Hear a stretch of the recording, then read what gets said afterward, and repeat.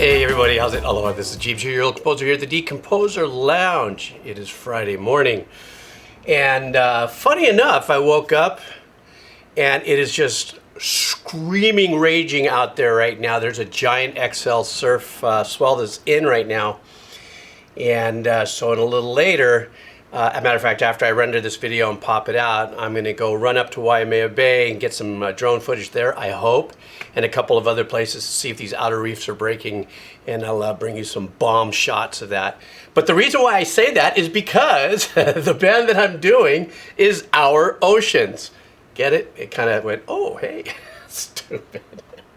Anyhow, I have done one other track from Our Oceans. I know what to, I think, expect. Kind of an ethereal rock, very melodically powerful band. So we shall wait to see. The name of the song I'm doing is What If? And what if you buy me a new cup of coffee? God, I'm just full of them this morning. Jesus. If you guys know how to support the channel, all the links are down below. All right, let's do this. Let me get past this lame intro I just did. I don't know.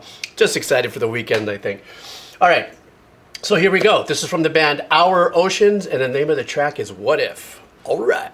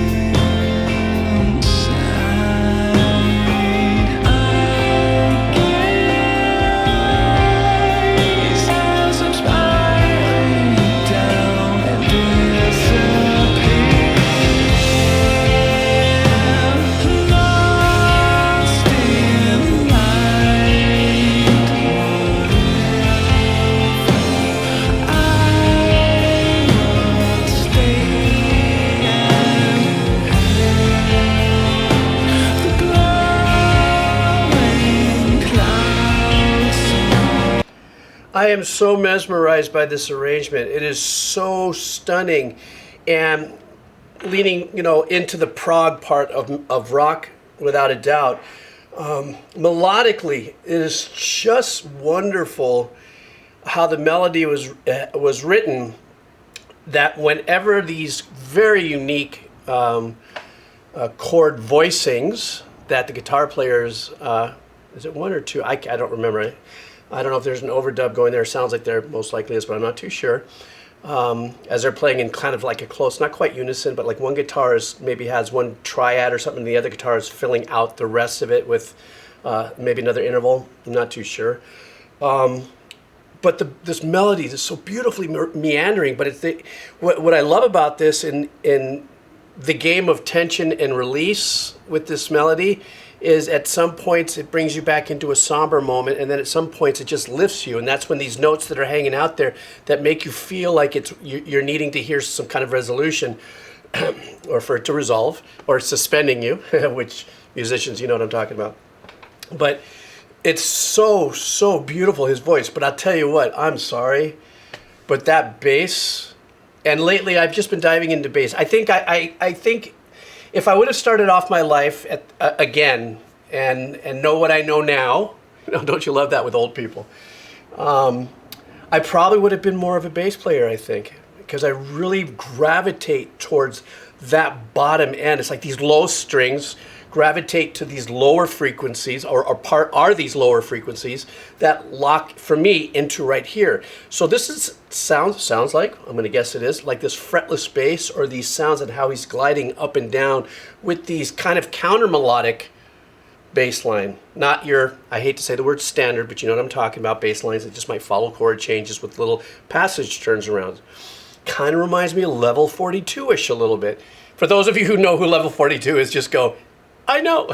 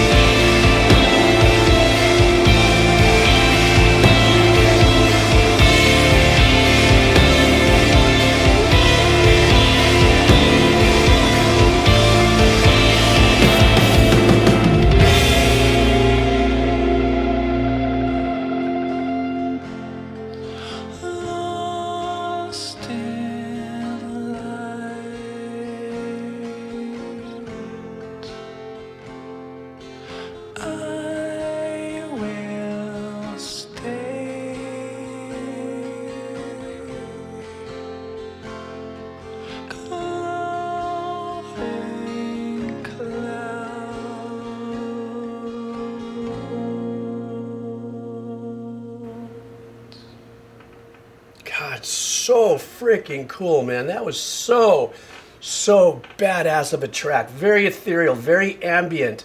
You know, still in the progressive, excuse me, rock genre, without a doubt. But, you know, something else that was beautiful about the voices, there were a couple times where he held out these notes that seemed to have gone out for like 2 to 4 bars. Yes, singers can do that. But there's also another method that happens, is that in engineering, let's say you're holding a high note, or you're holding a note, da, and then I start to fade back on my volume. And then I fade back on my volume, and what they do is in the mix is they'll roll up a reverb. And that reverb will get hotter and hotter as the signal gets weaker and weaker and takes it out even longer and fades into the background. It's a beautiful, unique trick that engineers use to give us deeper ambience. I loved in that section, they gave us a good minute in my second half of the listen to kind of get into this pattern. But what I loved about this pattern too is that there was a root note that was going through it, even though it wasn't as complicated as chord changes as the beginning of the track.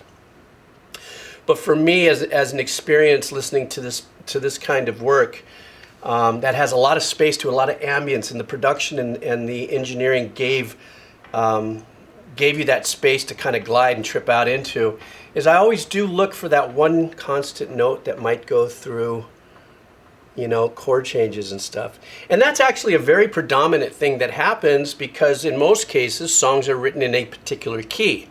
And in that particular key, though there could even be 8, 10 chord changes in that key with, you know, additions, flat this, sharp that, whatever the case is, there's usually one note that plows right through, that can thread right through it.